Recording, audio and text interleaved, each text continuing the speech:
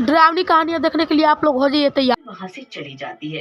एक दिन सोना घर जा रही होती है, तभी वहाँ रमा अपने दोस्तों के साथ आ जाती है और सोना को घेर लेती है। ये पीछे बैठी लंच कर रही होती है, तभी वहाँ रमा आती है और सोना को उल्टा आने सीधा बोलकर बैठती चली है जाती तो है। अचानक से ये चुड़ैल देख आ चुड़ैल जाती है। सोना के पास आती है। चुड़ैल, मुझे मत मारो। चिल्लाओ मत सोना बेटी, सिर्फ तुम मुझे देख सकती हो। अगर तुम ऐसे चिल्लाओगी तो लोग तुम्हें पागल समझेंगे। मैं तुम्हें नुकसान नहीं पहुंचाने आई हूँ। तुम मुझे नुकसान नहीं पहुंचाना चाहती तो यहाँ क्यों आई हो? मैं तो यहीं रहती हूँ। जिस पेड़ के नीचे तुम बैठी हो वही मेरा घर है। मैं तुम बच्चों की सारी बातें सुनती हूँ यहीं बैठे बैठे। मुझे बड़ा मजा आता है।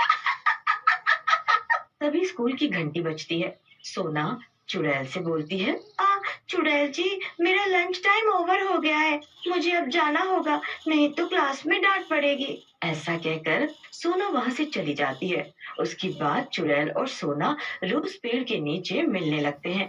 धीरे धीरे सोना और चुड़ैल अच्छे दोस्त बन जाते हैं। एक दिन रमा सोना के पास आती है और बोलती है, मैं तुझे रोज इतना भला बुरा बोलती हूँ, तुझे गुस्सा नहीं आता? मुझे गुस्सा क्यों आएगा भला, वो भी तुम्हारी बातें सुनकर।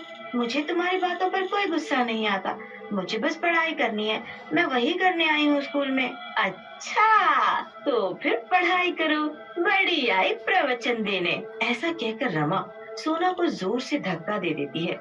सोना दूर जा गिरती है और उसको चोट लग जाती है। ये सब चुड़ैल पेड़ पर बैठे बैठे देख रही होती है। स्कूल की छुट्टी के बाद सोना के सामने चुड़ैल आती है और बोलती है, मैंने पेड़ पर बैठे बैठे सब देखा, तुम्हें गुस्सा नहीं आता है इन लोगों पर? कितना परेशान करते हैं ये तुम्हें। मैं तुम्हारी जगह होती तो इन सब लड़कियों के बाल नोच डालती। चुड़ैल की बात सुनकर सोना हंसने लगती है।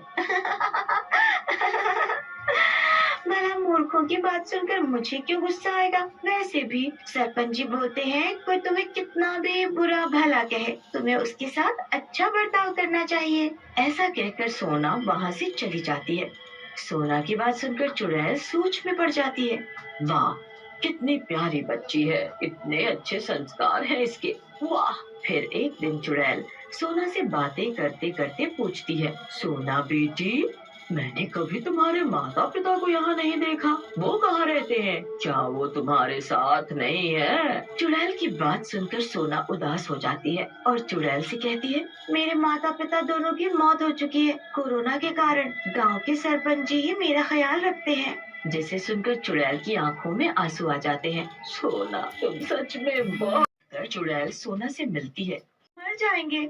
सोना की बात सुनकर चुड़ैल का गुस्सा शांत हो जाता है और वो रमा और उसके दोस्तों को छोड़ देती है। तुम लोगों ने इस बेचारी को इतना परेशान किया, लेकिन इसने फिर भी तुम्हारी जान बचाई।